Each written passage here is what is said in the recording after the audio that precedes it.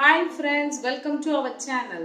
இன்னைக்கு என்ன ரெசிபி பார்க்க போறோம்னா தோசைக்கல்ல எப்படி மினி பீட்சா செய்யலாம்னு பார்க்க போறோம். வாங்க வீடியோக்குள்ள போலாம்.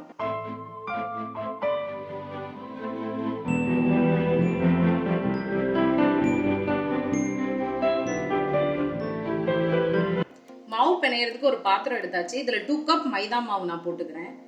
200 grams இருக்கும் இது.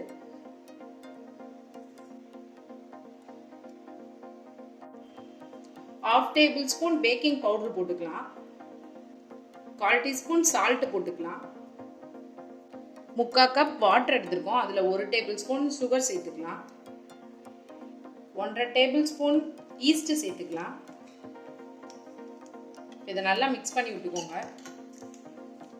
நல்லா கரையணும். இது வார்ம் வாட்டரா தான் இருக்கணும், ரொம்ப கொதிக்க வச்சிடக்கூடாது சுடுதண்ணியை. எந்த கட்டியும் இல்லாமல் நல்லா கரைச்சிக்கோங்க இந்த சுடுதண்ணியை. ஆல்ரெடி நம்ம மாவில் வந்து உப்பு பேக்கிங் பவுடர் கலந்து வச்சுருக்கோம். இப்போ அதோட 2 tablespoon ஆயில் மட்டும் இதில் சேர்த்துக்கலாம். 2 tablespoon ஆயில் சேர்த்துக்கலாம். நான் வந்து ஆயில் எடுத்திருக்கேன். நீங்கள் பட்டர் இருந்தால் பட்டர் போடுவோங்க, இன்னும் சூப்பராக இருக்கும். இப்போ நம்ம கரைச்சி வச்சுருக்க அந்த ஹாட் வாட்டர் இருக்கு இல்லையா, அதை இதில் ஊற்றிக்கலாம். ஊற்றி நல்லா பிணைஞ்சிக்கணும். ஃபஸ்ட்டு இதை மிக்ஸ் பண்ணி விட்டுக்கோங்க. கொஞ்சம் கொஞ்சமாக சேர்த்து நல்லா பிணைஞ்சிக்கோங்க.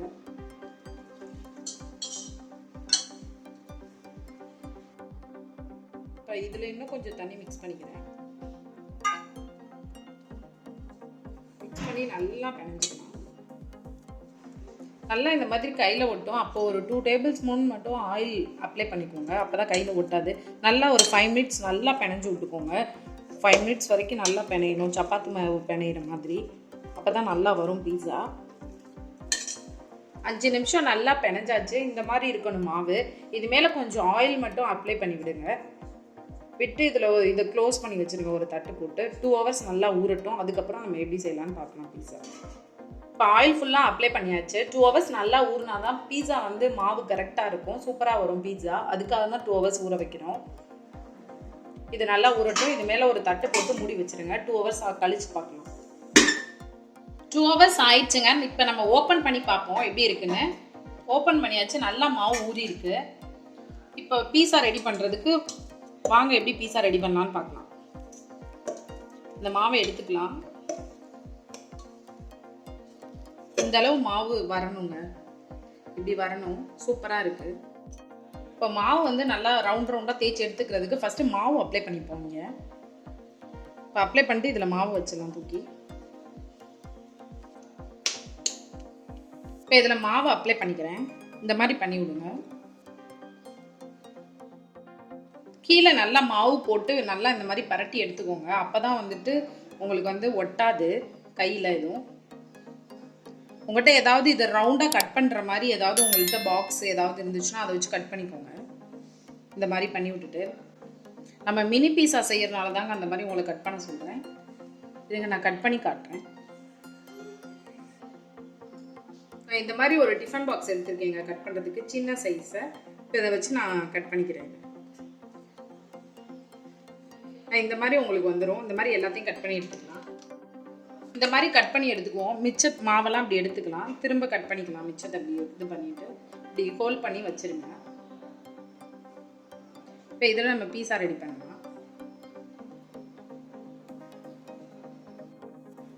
இந்த மாதிரி ஏதாவது பிளேட் இல்லைன்னா சப்பாத்தி கட்டை அதில் மாற்றிக்கிட்டோம். நம்ம சப்பாத்தி கட்டையில் நீங்கள் ஏதாவது பிளேட் இருந்தால் அதில் மாற்றிக்கோங்க. கீழே வந்து மாவு போட்டுக்கோங்க. இப்போ ஸ்போக் ஸ்பூன் எடுத்துக்கிறேன் நான். அதை எடுத்து இந்த மாதிரி குத்தி விடுங்க எல்லா இடத்துலையும். சாஸ் வந்து நல்லா உள்ளே போய் இறங்குறதுக்காக இந்த மாதிரி குத்தி விடணும். இந்த மாதிரி எல்லாத்தையும் குத்தி எடுத்துக்கோங்க. அதுக்கப்புறம் நம்ம வந்து டொமேட்டோ சாஸ் இருந்தால் அதை 1 ஸ்பூன் இதில் அப்ளை பண்ணிப்போம். இந்த மாதிரி எல்லாத்துலேயும் அப்ளை பண்ணிக்கோங்க. 4லையும் அப்ளை பண்ணிக்கோங்க. எத்தனை செய்கிறீங்களோ அத்தனைலையும் இந்த மாதிரி அப்ளை பண்ணிக்கோங்க. இப்போ ஃபஸ்ட்டு வந்து லைட்டாக கொஞ்சம் மேலே சீஸ் வந்து ஆட் பண்ணிப்போம். இப்போ நான் சீஸ் எடுத்திருக்கேன். நார்மல் அமுல் சீஸ் தான் எடுத்திருக்கேன். இது இப்படி போட்டுக்கலாம்.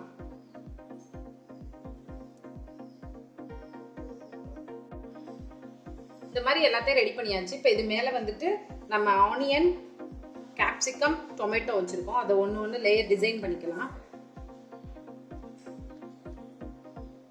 இந்த மாதிரி எல்லாத்தையும் வச்சு விடுங்க எல்லாத்துலேயுமே. இந்த மாதிரி எல்லாத்துலேயுமே வச்சாச்சு. இது மேலே நம்ம கொஞ்சம் சீஸ் போட்டுக்கலாம்.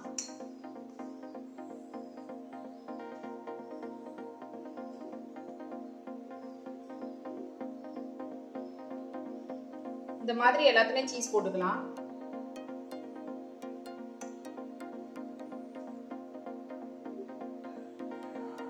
இந்த மாதிரி எல்லாத்துலேயுமே நிறைய சீஸ் போட்டுக்கோங்க. அப்போ தான் நல்லா வரும். ஓப்பன் பண்ணும்போது நல்லா அப்படியே நூல் வர மாதிரி வரும். இப்போ வந்துட்டு இப்போ இதில் வந்து பட்டை மிளகா அரைச்சி வச்சுருக்கேன். இந்த மாதிரி இதுதான் ரெட் சில்லி ஃபிக்ஸ் சொல்லுவாங்க. இதை இப்படி ரெடி பண்ணி இது மேலே இப்படி தூவி விட்டுக்கலாம்.